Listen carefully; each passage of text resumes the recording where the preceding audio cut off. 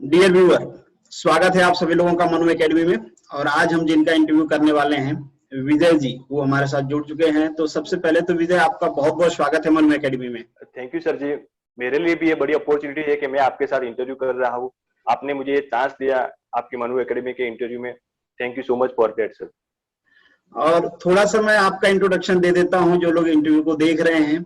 Recently अभी result आया है जी ट्रिपल एस बी में टेक्निकल असिस्टेंट की पोस्ट होती है, डिपार्टमेंट होता है इसका industrial and mines department, government of Gujarat का, जिसमें इन्होंने फर्स्ट रैंक सिक्योर किया है।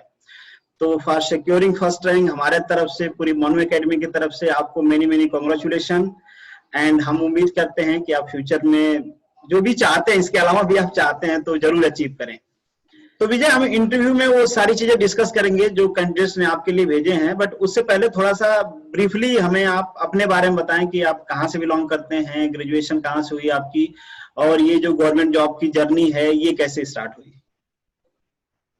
Sir I am basically from Vadgam taluka, Banaskantha district से हूँ।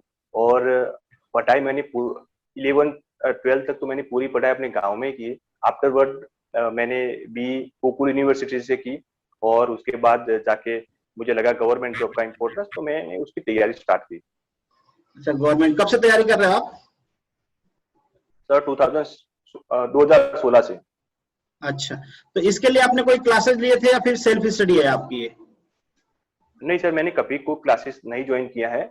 लेकिन हाँ, एक बात बता दूं कि मैंने काफी सारे यूट्यूब चैनल्स ज्वाइन किए थे पहले पढ़ाई के लिए, तो वो था, लेकिन मैंने कोई परफेक्ट क्लास नहीं ज्वाइन किया था। अच्छा, तो ये भी एक मैसेज है कि आपने कोई क्लास जॉब ज्वाइन नहीं किया था, उसके बाद भी आपका रैंक 1 है। एक क्वेश्चन आया था एक कैंडिडेट का, थोड़ा सा इंटरेस्टिंग लगा। वो ये जानना चाह रहे थे कि जिनका रैंक 1 आता है, क्या जब एग्जाम देने जाते हैं तो उनके मन में भी ये भाव रहता है कि सिलेक्शन हो जाए तो मजा आ जाता है, मजा आ जाए, और फिर पता चलता है कि रिजल्ट आया है तो उनका रैंक 1 है। आपके मन में भी ऐसा भाव था कि यार सिलेक्शन हो जाए पहले, बस कैसे भी? बिल्कुल सर, जब भी कोई स्टूडेंट एस्पिरेंट प्रिपरेशन करता है तो उसके मन में होता है कि उसका नाम सिलेक्शन लिस्ट में हो, और मेरा भी यही था। लेकिन एक दिक्कत हो गई सर, कि मैंने जैसे वो पेपर अटेम्प्ट करके बाहर निकला और मैंने घर पे आके वो पेपर सॉल्व किया, तो मुझे लगा कि सर मेरा कुछ नहीं होने वाला, आई विल गेट फेल्ड, मैं फेल हो जाऊंगा। लेकिन देखिए सर जी, ये चमत्कार हो गया कि अभी मैं फर्स्ट रैंक पे हूँ। मतलब तो सर मैं काफी डिप्रेशन में रहा अच्छे। सर जी, को एक बात और करना चाहता हूँ कि मैं रिजल्ट तो सर आने, क्योंकि एग्जाम तो ली गई, लेकिन बीच में क्या हो लिया, रिजर्वेशन वाला इश्यू हो गया, तो 1 साल तक रिजल्ट रुका रहा। तो सर पूरे 1 साल में डिप्रेशन में था, ऐसा बोल सकते हैं, क्योंकि मुझे लगा कि मेरा कुछ नहीं होने वाला इसमें, इस हिसाब से, जबकि मैं टॉप में था। मतलब ये आप देख लो कि कई सारे लोग सोचते हैं कि जो लोग रैंक 1 लाते हैं, जो एग्जाम के टॉपर होते हैं, उनको पहले से पता होता है कि वो तो टॉप करने वाले हैं। और कुछ लोग तो मतलब एग्जाम देने से पहले भी ओवर कॉन्फिडेंस में आ जाते हैं कि मैं ये बार हो ही जाएगा, या फिर मेरा तो रैंक 1 ही आने वाला है। तो ऐसा कुछ नहीं है, सबको पहले सिलेक्शन चाहिए होता है, वो रैंक 1 आ जाता है। आपके हिसाब से भी यही है।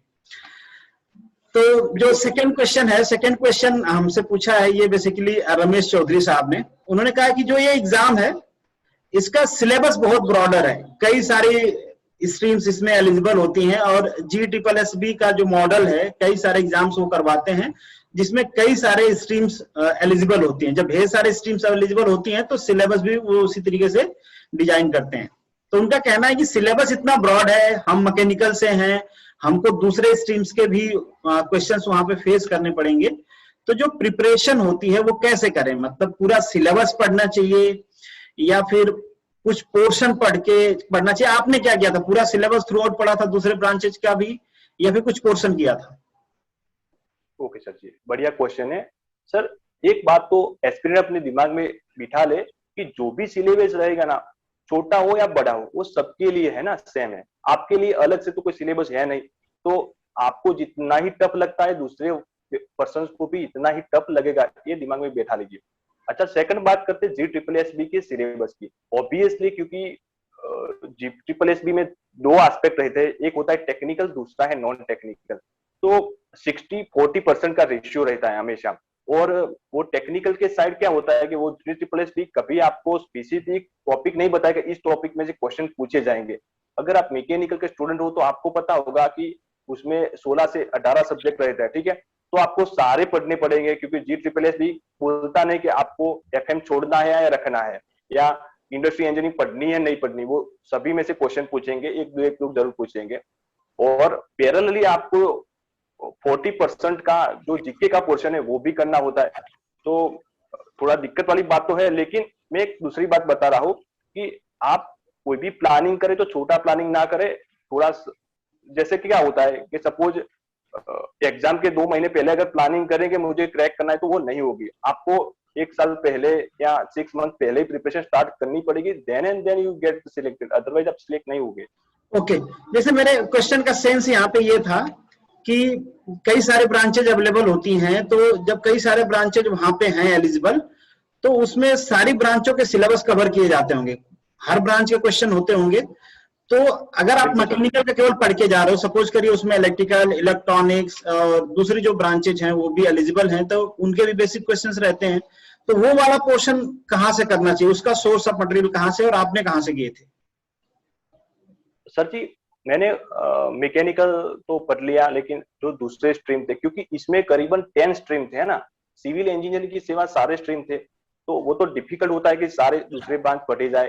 तो सर इसलिए मैंने क्या किया था कि मेरे 2-4 फ्रेंड्स थे जो इलेक्ट्रिकल में अच्छे थे, कोई रबर में अच्छा था, कोई प्लास्टिक में अच्छा था, तो मैंने उनको ज्वाइन किया और उन्होंने मुझे बताया कि दिस इज टॉपिक है 4-5, तो आप पढ़ लीजिए, इसमें से आपको क्वेश्चन आएंगे और आए भी। और दूसरी बात, जो ये एग्जाम था ना सर, ये डिपार्टमेंट अगर आप देखें ना तो एक कॉटेज और रूरल इंडस्ट्री के रिलेटेड उसका काम रहता है सर। आपको जॉब प्रोफाइल भी देखनी पड़ती है काफी बार। देखिए मेरी जॉब प्रोफाइल है कॉटेज एंड रूरल इंडस्ट्री है ना, कपड़ा कॉटेज का मतलब होता है। तो मुझे इतना तो पता था कि टेक्सटाइल में से ज्यादा क्वेश्चन आने वाले हैं, क्योंकि उसका रिलेटेड वर्क होता है। तो मैंने टेक्सटाइल तो पूरा पढ़ लिया था और उससे क्वेश्चन आए भी थे काफी सारे। मैंने दूसरे जितने भी स्ट्रीम पढ़े, पहले मैंने क्या किया कि GSSS के अराउंड आपको हर एक फील्ड के पेपर्स मिल जाएंगे, 2-3 पेपर हर एक स्ट्रीम के मिलते हैं ना, तो वो पेपर पहले सॉल्व कीजिए, उसके क्वेश्चन देखिए, उसको वो जो पूरा क्वेश्चन है उसको आप गूगल पे पेश करिए ना, तो आपको कोई ना कोई लिंक मिलेगी, जो पहले लिंक है ना वो सारे क्वेश्चन पढ़ लीजिए। दूसरी चीज आप ये कर सकते हैं कि आप गूगल पे सर्च करिए कि top 100 MCQ of plastic technology, तो आपको टॉप 100 MCQ मिल जाएंगे ना। तो मैंने इस तरह से करके अपने ही एक बुक बनाया था, उसमें 2500 से 3000 MCQ बनाए और मैंने पूरा वो रट लिया, ऐसा भी बोल सकते हैं। ऐसे बोल सकते हैं। तो आपने बताया अब ये 2500-3000 हजार लोग मांगेंगे आपसे, ठीक है, तो आप देख लेना अगर आप अवेलेबिलिटी करवा सकते हो उसका। तो अगर किसी को पर्टिकुलरली इनसे बात करना है तो ये टेलीग्राम पे हैं, एक्टिव हैं, इनको पर्सनल मैसेज आप कर सकते हैं। बाकी इन्होंने बता दिया कि आप कॉपी पेस्ट करें, इनके पास भी मटेरियल है और मैं इनसे भी रिक्वेस्ट करूंगा कि अगर ये शेयर कर सकते हैं तो आप लोगों के साथ जरूर शेयर करें। बाकी जो आपने ये बताया कि प्रीवियस ईयर का क्वेश्चन, इससे रिलेटेड भी किसी का क्वेश्चन था कि प्रीवियस ईयर का पेपर कैसे सॉल्व करना चाहिए, तो अच्छा हुआ कि आपने इसी में इंक्लूड कर दिया। तो प्रीवियस ईयर के क्वेश्चन पेपर बहुत इंपॉर्टेंट है अकॉर्डिंग टू यू, कि आपको सॉल्व करने ही करने चाहिए। सर GSSS में क्या है कि अगर आप पेपर उठा के देखेंगे ना, अगर ज्यादा स्ट्रीम का पेपर रहता है ना सर, तो वो पेपर बहुत ही इजी आता है। और वो लोग क्या करते हैं, जो पुराने पेपर से में से ही पूरे क्वेश्चन को उठाकर रख देते हैं ना, अराउंड अगर आप देखेंगे ना तो 40 से 50% मार्क्स वो पुराने पेपर से ही आते हैं, रिपीट करते हैं। और आप जो ये पेपर सॉल्व करने की बात कह रहे हैं, तो ये पेपर सॉल्व करें केवल और केवल जो टेक्निकल असिस्टेंट है उसी का, या फिर GSSS का कोई भी टेक्निकल एग्जाम्स होता है उन सब के पेपर सॉल्व करने चाहिए? सर हर एक, जैसे कि अगर टेक्निकल असिस्टेंट में मैकेनिकल है तो आपको GSSS के सारे मैकेनिकल के पेपर देखने हैं, ऐसा नहीं कि टेक्निकल असिस्टेंट वाला ही देखना है। उसी तरह इलेक्ट्रिकल का होता है तो GSSS में जितने भी पेपर्स लिए इलेक्ट्रिकल साइड, तो वो सारे देख रहे हैं, तभी आपके मार्क्स आएंगे सर।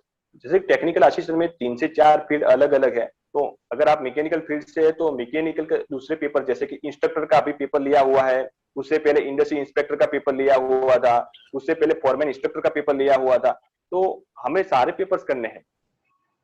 सारे पेपर सॉल्व करें, वो बस ये दिमाग में रखें कि जो एग्जामिनेशन बॉडी है वो सेम है, तो क्वेश्चन रिपीट होने के चांसेस ज्यादा हैं, प्रोबेबिलिटी है, तो आप जितने भी उनके पेपर से। तो विजय, नेक्स्ट जो हमारा सवाल है ये जिगर साहब ने पूछा है। इनका कहना है कि जो नॉन टेक्निकल पोर्शन होता है उसको हमको कहाँ से करना चाहिए, उसके लिए सोर्स ऑफ मटेरियल बताएं आप, और किस तरीके से क्या प्लानिंग होनी चाहिए, उसको कैसे प्रैक्टिस करें, कैसे पढ़ें, उसके बारे में थोड़ा डिटेल में आप बताएं। आप नॉन टेक्निकल के बहुत सारे बच्चे पूछते हैं नॉन टेक्निकल वाला पोर्शन, क्योंकि टेक्निकल के बच्चे होते हैं तो थोड़ा सा हेजिटेशन भी होता है नॉन टेक्निकल पढ़ना, और थोड़ा उनको मटेरियल भी नहीं मिलता है। मेरे काफी सारे फ्रेंड्स थे जिन्होंने नॉन टेक्निकल को पोर्शन को बिल्कुल स्किप कर दिया और उनका सिलेक्शन नहीं हुआ। तो मैं आपको बता देता हूँ कि 40% वेटेज रहता है GSSB का किसी भी एग्जाम में जनरल स्टडीज का, तो आप उसको स्किप नहीं कर सकते। उसमें टोटल 15 से ज्यादा चैप्टर्स और सब्जेक्ट है, इसमें पब्लिक एडमिनिस्ट्रेटिव जैसा बढ़िया सब्जेक्ट भी रहता है, तो आपको बड़ा सोच समझ के उसको पढ़ना चाहिए। जैसे मैंने कहाँ से स्टार्ट किया था वो आपको बताता हूँ। मैंने सबसे पहले स्टार्ट किया था गुजराती ग्रामर से, क्योंकि वो बड़ा इजी टॉपिक है जो आपको ठीक है, आप दूसरी एग्जाम में भी उसको अप्लाई होता है, तो आप गुजराती ग्रामर कर सकते हो, इंग्लिश ग्रामर कर सकते हो एज ए टेक्निकल मैन, उसमें मैथमेटिक्स और रीजनिंग भी आता है तो वो आप कर सकते हो। इतना खत्म हो जाए उसके बाद आप दूसरे टॉपिक पे जा सकते हो, जैसे कि गुजराती का हिस्ट्री का आता है, तो आपको पूरी हिस्ट्री नहीं पढ़नी होती है, हिस्ट्री के कुछ सिलेक्टेड टॉपिक ही पढ़ने होते हैं GSSB के। वो आप पुराने पेपर जब सॉल्व करोगे तब आपको पता चलेगा कि कौन से टॉपिक पढ़ने चाहिए, कौन से टॉपिक छोड़ने चाहिए। अच्छा, मैं एक एग्जाम्पल के तौर पर बताता हूँ। जैसे कि एनवायरमेंट, पर्यावरण एक सब्जेक्ट रहता है उसके जीके जनरल स्टडी में, तो GSSB का पर्यावरण का मतलब है पूरा एनवायरमेंट नहीं पढ़ना है, हमें क्या पढ़ना है, सिर्फ इतना ही पढ़ना है कि गुजरात के जो सेंचुरीज है, नेशनल पार्क रहते हैं, मोस्ट टाइम पे नेशनल पार्क होते हैं जो इंपॉर्टेंट होते हैं हमारे देश के लिए, तो वो आपको पूरे रट के जाना है। दूसरी चीज, कोई इंपॉर्टेंट साइट्स हो जैसे कि रामसर साइट हो गई, कोई मैंग्रोव के फॉरेस्ट हो गए जो करंट में डिस्कशन में होते हैं, तो वो आपको एक बार देख लेना है। थर्ड चीज क्या आपको देखनी पड़ेगी कि अगर आप करंट ईयर में अगर जैसे कि हमारे क्लाइमेट चेंज की एक मीटिंग होती है हर साल, जिसको बोलते हैं कॉन्फ्रेंस ऑफ पार्टी COP, तो वो मीटिंग कहाँ पे हुई, बस इतनी आप चीज 3-4 चीज पढ़ ली तो आपका वो एनवायरमेंट का सब्जेक्ट खत्म हो गया। वैसे आप सब्जेक्ट बाय सब्जेक्ट पढ़ सकते हैं। एक दूसरा टॉपिक मैं ले लेता हूँ, जैसे कि वो हमारा था डिजास्टर का एक्ट, डिजास्टर मैनेजमेंट, वो एक्ट है 2005 वाला। वो एक्ट अगर डिजास्टर वाला है तो उसमें कुछ इतनी बड़ी बात है, 4-5 टॉपिक है, जैसे कि वो एक्ट कब बना वो डेट आपको याद रखनी है, गुजरात में कब लागू हुआ वो आपको याद रखना है, और हमारे देश में जो ट्रेजेडी बड़ी बड़ी हुई थी एनवायरमेंट के रिलेटेड, क्लाइमेट के रिलेटेड, वो आपको याद रखनी है, तो आपका काम हो जाएगा। तो इससे रिलेटेड अगर आप कोई स्टैंडर्ड बुक सजेस्ट कर सकते हैं जिसमें maximum portion of non tech का मिल जाए, अगर आपने फॉलो किया उसको, अगर आप सजेस्ट कर सकते हो अकॉर्डिंग टू योर एक्सपीरियंस, तो आप जरूर करें। क्योंकि क्या होते हैं जो नए स्टूडेंट्स होते हैं उनको अलग अलग सोर्स ढूंढना, फिर उसके बारे में पढ़ना थोड़ा ज्यादा आइडिया नहीं होता है, तो अगर कोई ऐसी बुक सजेस्ट करें जिसमें मैक्सिमम पोर्शन मिल जाए। सर जी, मैं एक बात आपको मेरे बारे में बताना चाहता हूँ। सर, मैंने 8 साल तक पटवारी की जॉब की है, उसके बाद मैं सीनियर क्लर्क था सोशल वेलफेयर डिपार्टमेंट में, तो वो सारी जॉब सर नॉन टेक्निकल थी। तो मैंने नॉन टेक्निकल के लिए हर एक सब्जेक्ट को बड़ी डीप में पढ़ा हुआ है सर जी, मैंने उस कंपटीशन फील किया है। तो मैंने कोई ऐसी सिंगल बुक तो यूज नहीं की है, लेकिन हर एक सब्जेक्ट को अच्छी तरह से पढ़ा हुआ है। तो सर मैंने कोई सिंगल बुक नहीं यूज की उसके लिए। ओके, मतलब इससे पहले भी आप गवर्नमेंट जॉब में थे सर, अभी भी हूँ सर, आज भी हूँ। अच्छा, 2070 से हूँ। अच्छा, मतलब इससे पहले तो आप गवर्नमेंट जॉब कर रहे थे, उसके बाद तो यार आपने मतलब गवर्नमेंट जॉब के साथ ये प्रिपरेशन किया? बिल्कुल सर जी। तो टाइम कैसे निकाल पाते थे, ये भी एक क्वेश्चन था। आप चूंकि गवर्नमेंट जॉब की बात आई है, आप जॉब के साथ कर रहे थे और बहुत सारे लोग जॉब के साथ प्रिपरेशन कर रहे हैं, तो टाइम मैनेजमेंट एक बहुत बड़ा इशू होता है। तो मैं आपसे एकदम स्ट्रिक्टली ये जानना चाहूंगा कि आपका टाइम आवर क्या था, वर्किंग टाइम क्या था जो जाते थे आप जॉब करने, और उसके बाद जो टाइम बचा हुआ था उसमें कब कब आप पढ़ाई करते थे? सर, पहली बात बता रहा हूँ कि this would be my 5th government job, और मैंने 10 से ज्यादा गवर्नमेंट जॉब पास किया है, ठीक है। कुछ स्किप करने पड़े क्योंकि सेम रैंक के थे, उस हिसाब से जो रिजल्ट बाद में आते हैं कभी कभी, ठीक है सर जी। तो मेरा पहले जब मेरे पास जॉब नहीं थी तब भी मेरा ये रहता था कि 8 घंटे से ज्यादा नहीं पढ़ने का, सुबह 4 शाम को 4, उसके बाद नहीं पढ़ने का, ठीक है। लेकिन सर मैं हमेशा अपने आप को एक टारगेट देता था कि इतना मुझे पढ़ना है, मतलब मेरे पास टारगेट रहता था। वो खत्म हुआ, उसके बाद मैं चला जाता खेलने कूदने, कुछ भी करने के लिए चला जाता था। और मैं कभी, अच्छा अब जब मुझे गवर्नमेंट जॉब मिली उसके बाद सर मैं आपको बता दूं कि गुजरात की कोई भी गवर्नमेंट जॉब एक्सपेक्ट जो खाकी वर्दी की होती है उसके सिवाय देख ले तो 4 घंटे से ज्यादा वर्क होता है नहीं सर जी। 8 घंटे काम करना है, जो 4 घंटे काम होता है 4 घंटे होता है नहीं, तो उस 4 घंटे में आप जितना चाहो पढ़ सकते हो ना। अच्छा, आप ये कह रहे हो कि वर्क प्लेस में आप जाओ, वहां पे 4 घंटे 5 घंटे की जॉब है, तो आप वर्क प्लेस में भी पढ़ते थे? ऐसा नहीं कि घर आके पढ़ना है, वर्क प्लेस में भी पढ़ना है, वहां पे खाली बैठो तो वहां पे भी पढ़ो? बिल्कुल सर जी। सर मेरी मेजोरिटी जो प्रिपरेशन रही थी वो जॉब जॉब पे रहती थी, और मैं पूरा जो भी पढ़ा हुआ हूँ वो रात को आके बस मैं रिवीजन का ही रखता था 1-2 घंटे के लिए। और अगर मैं सुबह जल्दी उठ जाता, ठीक है, तो मैं सुबह 1-2 घंटे भी निकाल देता था कभी कभी पढ़ने के लिए। लेकिन वो क्या था, जब एग्जाम के 2 मंथ के पहले ही ये सब रहता था। अगर एग्जाम 6 मंथ उसे अवे है तो फिर मुझे घर पे आके पढ़ने की जरूरत नहीं पड़ती, अगर 2-3 घंटे निकाल लेता था अपनी जॉब से और वहीं से फुर्सत से पढ़ लेता था सर। एक चीज बहुत इंटरेस्टिंग आपने बताया, इससे पहले मुझे नहीं पता था, हालांकि हमारी बहुत ज्यादा बात भी नहीं हुई, कि आपने 10 से ज्यादा गवर्नमेंट जॉब पास किए हैं। तो यस सर बिल्कुल। मतलब आप सारे एग्जाम, ये मतलब मैं समझ नहीं पा रहा हूँ कि यहाँ पे कौन सा क्वेश्चन आपसे पूछूं, बट मैं ये जरूर जानना चाहूंगा, ये मेरी क्यूरियोसिटी है, स्पेशली बहुत सारे लोग नहीं जानते होंगे इसलिए नहीं पूछा उन्होंने, कि 10 से ज्यादा आपने पास किया, तो ये क्यों, आप क्यों लाइन लगाना चाहते हैं या गिनीज बुक में जाना चाहते हैं कि ये लो मैंने इतनी सारी पास कर ले, मेरा नाम रखो? मतलब ये लोग 1-2 पास करके फिर जिंदगी एंजॉय करते, क्यों बैर, क्या क्या मतलब क्या करना चाहते हैं आप? नहीं सर, एक तो क्या होता है सर, आप जब एग्जाम देते हो सर, एक साथ 3-4 एग्जाम देते हो, ठीक है, आपको पता नहीं कौन सा में सिलेक्ट होगा, ठीक है, तो कभी कभी क्या होता है आप 3-4 एग्जाम में एक साथ पास हो गए और वो सारे एक रैंक की होती है, ठीक है, तो सर आप सारे जॉब तो ले नहीं सकते, किसी को तो छोड़ना पड़ता है। मेरे साथ ये हुआ है। तो हम नॉन टेक की बात कर रहे थे, यहाँ पे एक स्पेसिफिक क्वेश्चन आया है, अब नाम तो उनका नहीं पता चल रहा है, उन्होंने अलग ही #@ बना के नाम भेजा है। तो उन्होंने पूछा है कि कई सारे क्वेश्चन उन्होंने पूछे, बट बाकी सारे क्वेश्चन उनके कवर हो गए। उनका एक स्पेसिफिक क्वेश्चन है कि जो वोकेबुलरी वाला पोर्शन है, चाहे वो इंग्लिश का हो या फिर गुजराती वाला जो पोर्शन है, उसके लिए अगर कुछ आप स्पेसिफिक एडवाइस देना चाहें तो उसको कैसे प्रिपेयर करें? सर मैं बताना चाहता हूँ कि इंग्लिश ग्रामर होता है ना सर, वो बड़ा इंपॉर्टेंट रोल करता है प्ले हमारी किसी भी एग्जाम में, उसको स्किप नहीं किया जा सकता, वो आपको बड़ा महंगा पड़ सकता है। तो इंग्लिश को करे कैसे, तो मैंने इंग्लिश को कैसे किया, हमारे जो जीसीआरटीसी की बुक होती है ना सर, 8 से लेकर 12 तक, उसके जितने भी स्पेलिंग है ना वो आपको पहले प्रिपेयर करने पड़ेंगे 8 से 12 तक के, ठीक है सर जी। अगर स्पेलिंग नहीं आता ना तो आपका ग्रामर का करोगे क्या, वैसे भी आप कोई ना कोई तुक्का लगा के आ जाओगे, ठीक है, क्योंकि अगर ग्रामर आप स्पेलिंग या वोकैब अच्छे रहेंगे ना तो आप 70% मार्क वैसे भी ले सकते हो। तो ये रहता है कि 8 से 12 तक आप सारे स्पेलिंग करें, उसके बाद अगर आपके पास टाइम है तो आप जैसे द हिंदू है, टाइम्स इंडिया है और ऐसे इंग्लिश न्यूज़पेपर है उसकी हेडलाइन पढ़े और ओनली हेडलाइन पढ़े, और हेडलाइन में जितने स्पेलिंग आते हैं या कोई फ्रेज आते हैं तो उसको कुछ नोट्स में लिखते रहे। मैं आपको गारंटी देता हूँ कि GSSB का पेपर रहता है ना, उसमें अगर लास्ट मंथ का अगर आप इंग्लिश न्यूज़पेपर ले, टाइम्स न्यूज क्या तो हिंदू का, तो उसमें कोई फ्रेज यूज किया हुआ होगा ना तो वो आपको एग्जाम में शो करेगा ही करेगा, तो आपका 1 मार्क्स तो वहीं से मिलेगा। विजय जी, नेक्स्ट क्वेश्चन जो है ये जिगर साहब का है। जिगर साहब पूछना चाहते हैं कि चूंकि इतना ब्रॉड सिलेबस है इसका GSSB का, तो इसका स्टार्ट कैसे करना चाहिए? जैसे सिलेबस अगर हमको कवर करना है तो हम टॉपिक वाइज, जो ट्रेडिशनल तरीका है हमारा कि हम टॉपिक उठाते हैं, पढ़ते हैं, उसको क्लियर करते हैं, मतलब MCQ चाहे टेस्ट सीरीज चाहे जिस तरीके से भी हम उसको कंफर्म करना चाहें क्लियर करते हैं, उसके बाद दूसरा टॉपिक लेते हैं। तो हमें टॉपिक वाइज पढ़ना चाहिए या फिर मतलब एक MCQ उठाएं, MCQ प्रैक्टिस करते रहे हर टॉपिक का? क्या सही तरीका है, आपने कैसे किया था?